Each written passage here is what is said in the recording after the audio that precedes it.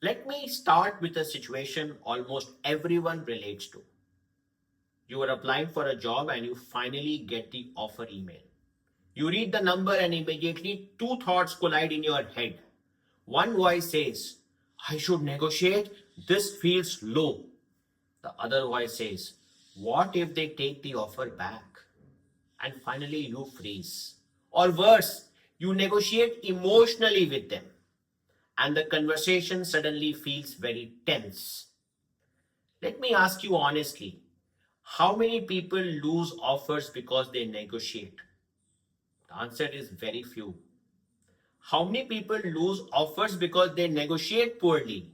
A lot more.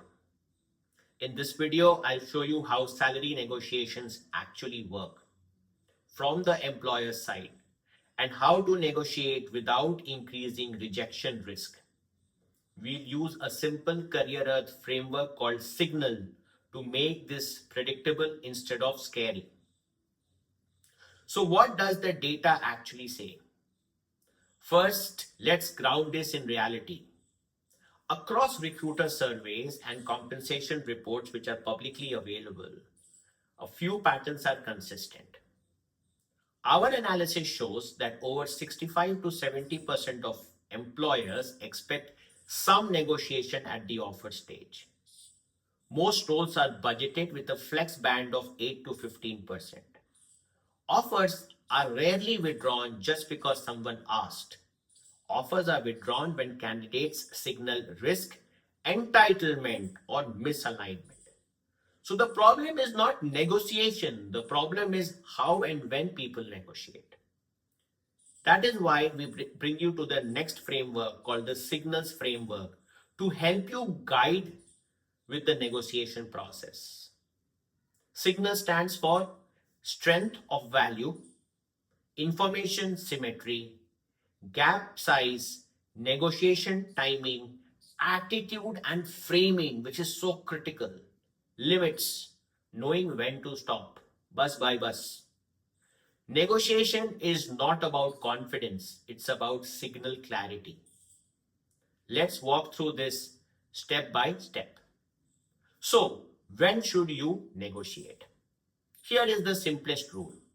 You should negotiate only when your signal is strong.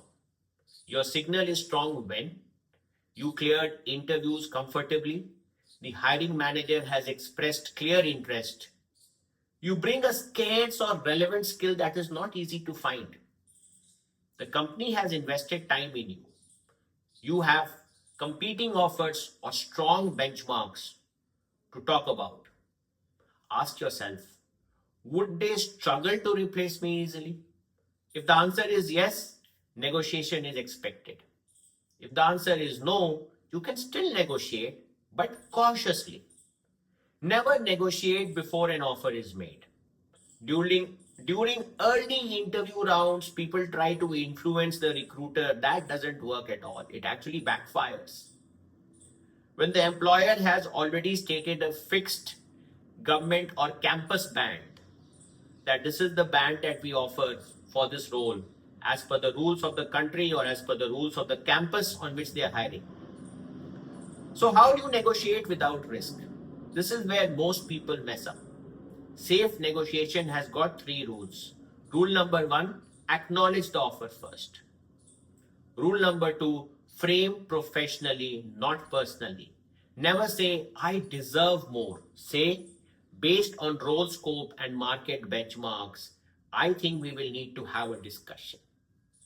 Rule number three, ask, don't demand.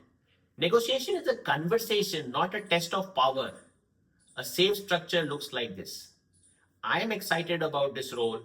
Based on my skills and market research, is there flexibility around the compensation? That single sentence keeps the signal intact that you are really interested and you want to talk about it. When to pull back, when do you see danger signs? Now, this part matters. Here are signals that you should stop pushing. Recruiters repeatedly say this is the final approved budget. Delays start increasing after negotiation. Language shifts from warm to transactional. You are negotiating 10, 15 to 20% higher without a competing offer. You sense hesitation rather than engagement. Negotiation should feel collaborative, not adversarial. If it feels like tension is rising, pull back, stop. A pullback negotiation preserves the offer, an overpushed one will always risk it. Someone came to CareerUp and said, I have received an offer of 8 lakhs per annum. Role is analytics. I cleared the interviews well. Hiring manager said they want me. So we now apply the signal framework. Strength, very high. Gap, reasonable. Market says 9 to 9.5 lakhs. Person is getting about 8 lakhs. Timing, correct. It is at the offer stage, not before. Attitude, calm. Career Earth advice, yes, negotiate. They ask for 9.5 lakhs per annum. Company counters back and says 9.5 lakhs not possible, 9 is possible. Offer stays intact, clean outcome. We went from 8 lakhs to 9 lakhs, 1 complete lakh improvement. In another case, I have received a 4 lakh offer. Campus hiring has happened. That's how I got this job. It's a large, well-known company. HR says the band is fixed for campus hiring. We cannot change the salary band. We apply the signal rule again. Signal, moderate. Gap, large. Timing, late stage but rigid band. Risk of withdrawing the offer is very high. Career Earth advice, do not push aggressively. Instead, we suggest that you accept the role. Negotiate, learning scope, or early review. Don't wait for the full 12-month period, maybe review after 6 months. Build signal for the next move. Sometimes preserving the offer is the smarter play.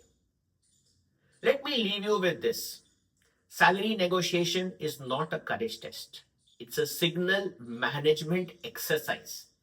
You don't lose offers by asking. You lose offers by signaling risk, entitlement, or misalignment. When you negotiate using signal, strength, information, gap, timing, attitude, and limits, you protect both your value and the offer. At Career Earth, we don't ask, should I negotiate or not? We ask, is the signal strong enough and how far should it go? That question alone saves careers from unnecessary fear. And that is very, very important. Negotiation skills is critical and it is required not only when you start your career, but at every stage of your career. Stay tuned with Career Earth, subscribe to us, and remember what we often say. Clarity है तो growth होगा, growth होगा तो career होगा. ये हमारा आपसे वादा है.